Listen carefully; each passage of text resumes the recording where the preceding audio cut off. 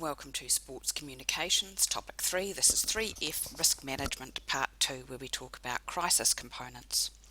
3 things that you need to remember in a crisis and hold on to very tight. 1 is have one key message, so don't dilute the message. Secondly is be honest and truthful, because if you get caught out in a lie, it's going to damn you forever. And 3, if something's gone wrong, be remorseful and show that remorse. Equally, there are some phases to crises that you need to remember. First of all is signal detection, actually understanding that there is an unfolding crisis, and to do that you've got to be able to keep an eye on stories in the media.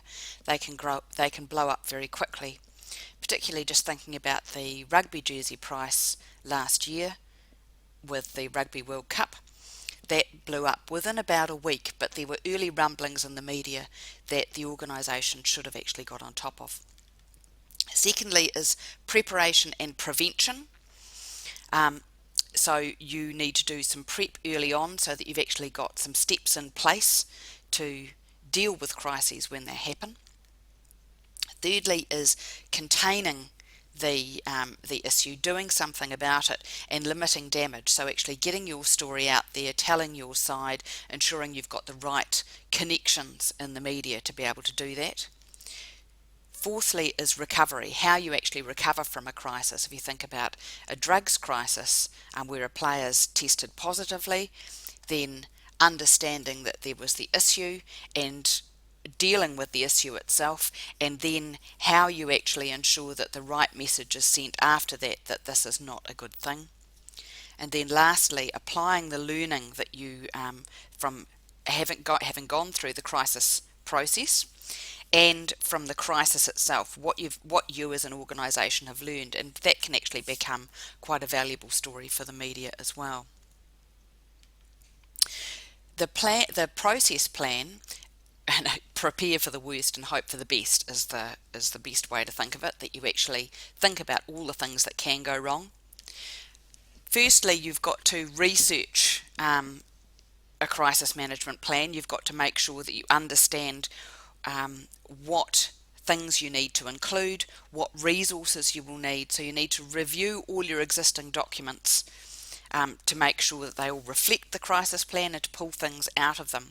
You need to interview all the people in the organisation who are in positions of power and authority, so that they know A, what to do in a crisis, and B, you harvest all their ideas. Secondly, you analyse the situation and evaluate common crisis situations or things that have happened in the organisation before, and then build a plan around those.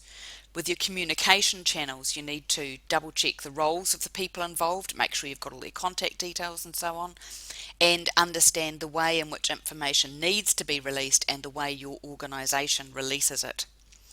You need some kind of notification procedure, a way to contact the crisis management team members. If you think about Christchurch, you may need to have everybody's cell numbers, or you may need to have pages, and ensure that everybody's got a telephone that's actually going to work when the power isn't going.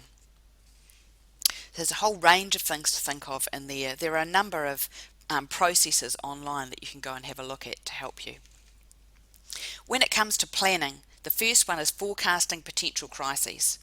The second one is developing a crisis communication plan, so you've got a way of getting in touch with everybody when everything hits the fan, that you practice utilising the crisis communication plan, and then lastly you assess how well the crisis communication plan worked, and then build in new things into your plan for the future and go round the cycle again.